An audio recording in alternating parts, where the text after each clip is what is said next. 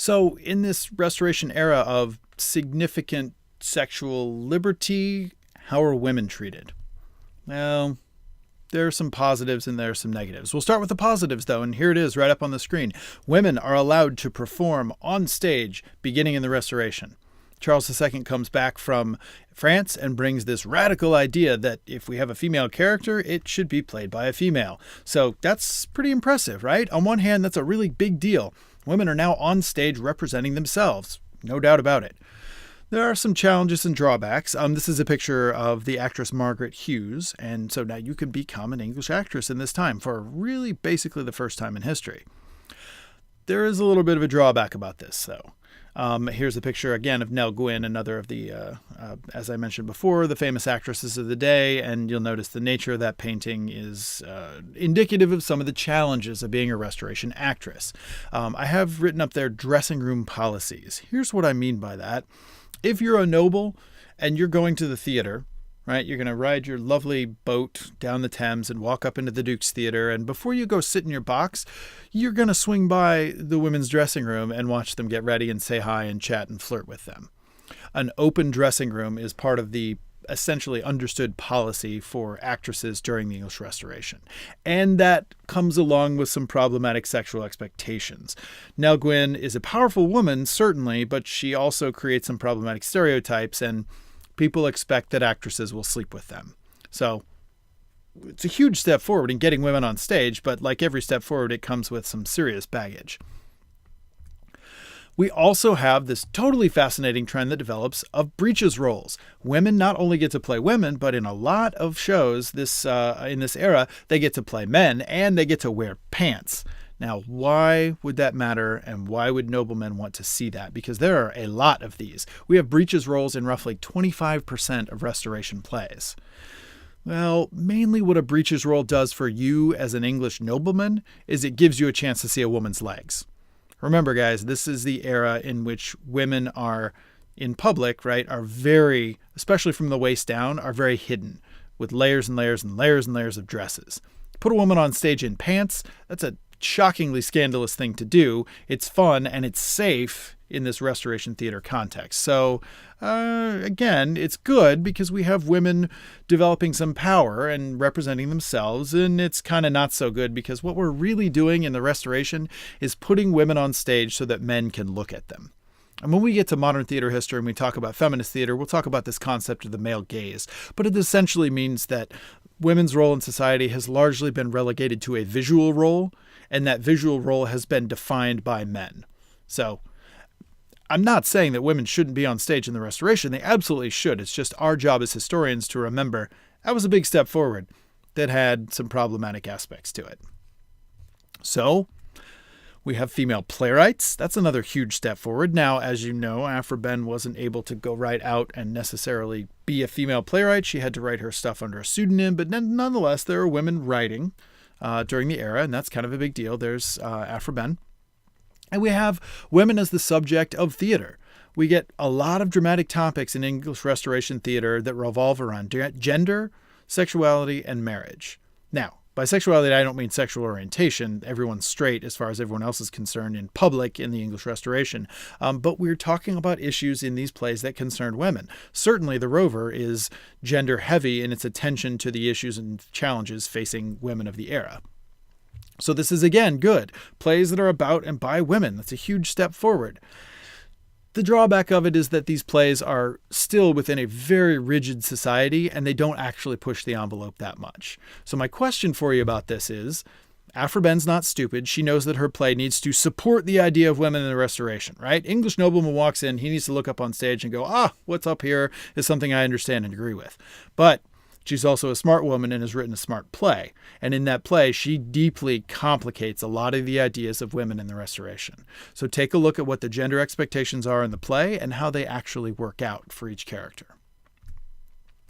What about the men? What are they up to? Well, they are living the bachelor lifestyle. We need to talk about this cultural idea called the libertine or libertinism. And I brought Charles II in here again because he really displays a lot of this notion of libertinism. If you are in this era a British nobleman, and you are at court and you are in close with the king and one of the elite, you're probably in some way, and probably a bunch of ways, living the libertine lifestyle. Libertines believe, among other things, that society is an artificial construct, that all these rules and roles that everyone's supposed to play and this idea of morality, libertines effectively believe like, that's just all made up. We're humans. We should sort of just do whatever we want to. The rules and limitations of society are fake, and I'm not going to follow them. Specifically, the artificial construct of society that I don't like is monogamy, or marriage. Marriage is a hassle. Marriage is something to be avoided. Marriage becomes something from a libertine lifestyle that you want to run away from as quickly as you can. And in the libertine mindset, women are always seen as scheming to try to trick you or trap you into marrying them. Life is about pleasure as a libertine. Life is not about intellectual learning.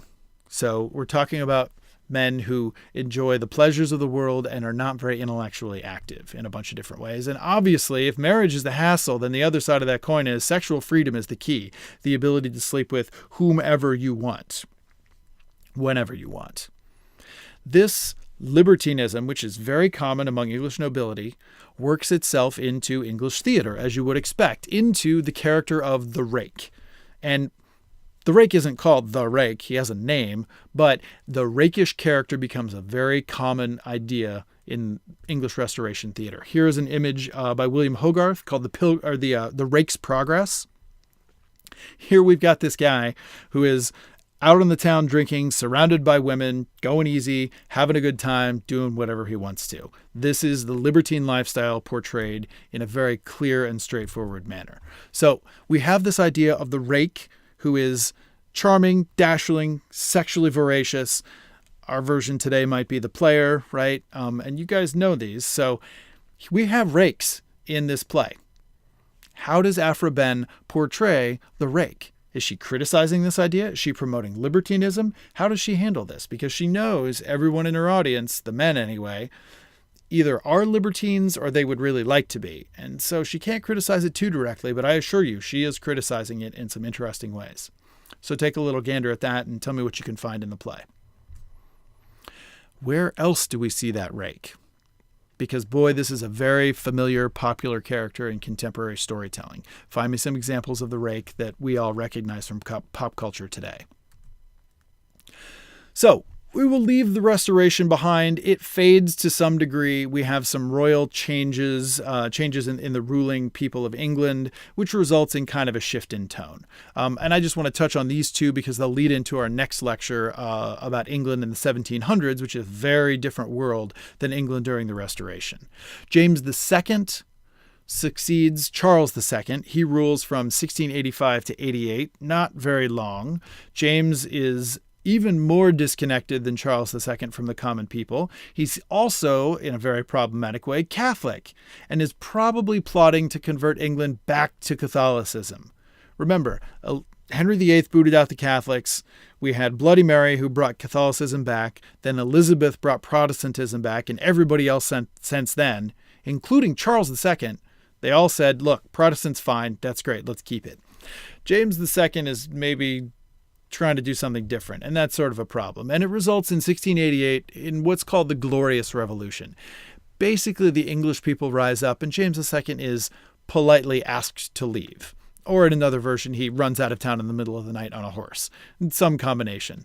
James will continue causing minor troubles for the Brits for a while, but basically he gets booted out off of the throne and is replaced with William of Orange on the right and Mary, who's the sister of James. So we've got some royal connections here, and they reign from 1689 to 1702. And William of Orange and Mary, right, of William and Mary fame, they had a college named after him later, give significant control to Parliament. So we have a little bit more of a return of democracy. We have a little bit more influence of the Puritans during this era. Generally speaking, William and Mary usher in an era that is much more conservative, both morally and financially. It's also much more democratic and much more interested in the common people. But in terms of what goes on stage, some of the liberties that you're allowed to take in a play like The Rover, those go away. And we'll touch on this stuff again when we talk about England in the 1700s. So, to review, the Restoration gives us witty, pretty, fun, exciting, fluffy, largely amoral theater. And again, I would say The Rover is an exception to some of those things and fits a lot of those other things.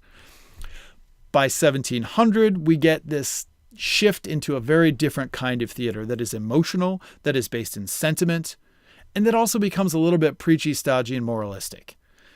Two great examples are sentimental tragedy, in which a character learns a moral lesson and frequently dies at the end, but they learn that drinking is bad, or they learn that infidelity is bad, and they die at the end and everyone cries. And it's very preachy and it's very emotional. And we also get comedies of tears, which are basically taking comedy and adding a moral lesson to it, but it all works out in the end. So there's a tearful reunion of a father and son who were parted and separated, and it all works out, and it's kind of funny, and yay, happy ending. Basically, by the time we get to 1700, English theater is more interested in the common people, but a lot less interesting from a historical standpoint. So, to sum up the Restoration, we've got European influences. We've got an upper class who is indulgent in a lot of different ways, interested on the stage in simple, flashy, sexy fun. Not a lot of hard content in this era.